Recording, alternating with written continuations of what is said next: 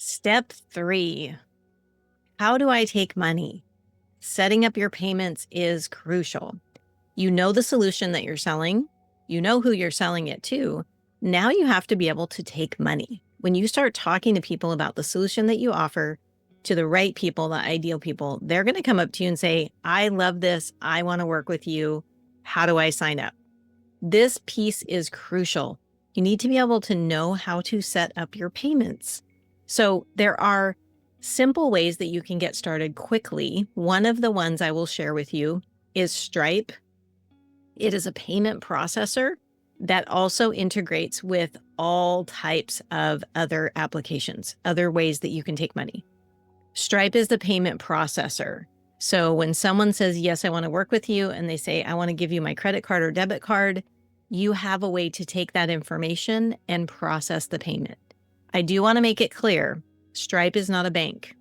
You need to have a business bank account. Starting a Business Simplified podcast, I offer episodes that talk about this, setting up a separate bank account and tracking your money separately for your business from your personal. So step 1 in that is make sure you have a separate bank account. You're going to need a bank account and you're going to need your business information when you set up Stripe as a payment processor. I also have a podcast episode that walks through all the different types of payment processors that you can use when you are getting started.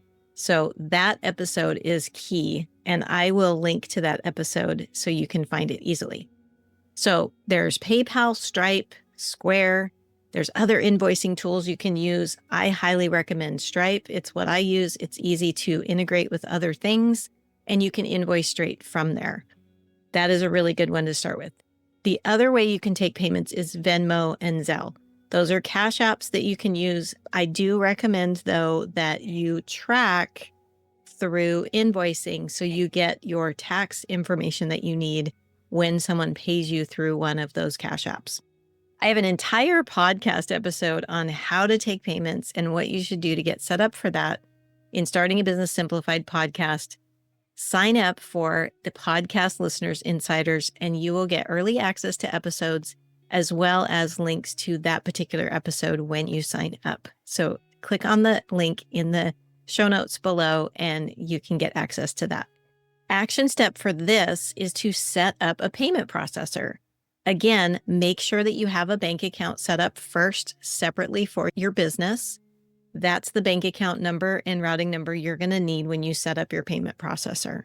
So you can research, find out what payment processor is best for you, and set that up right now, and you'll be ready to take payments when your clients are ready to work with you.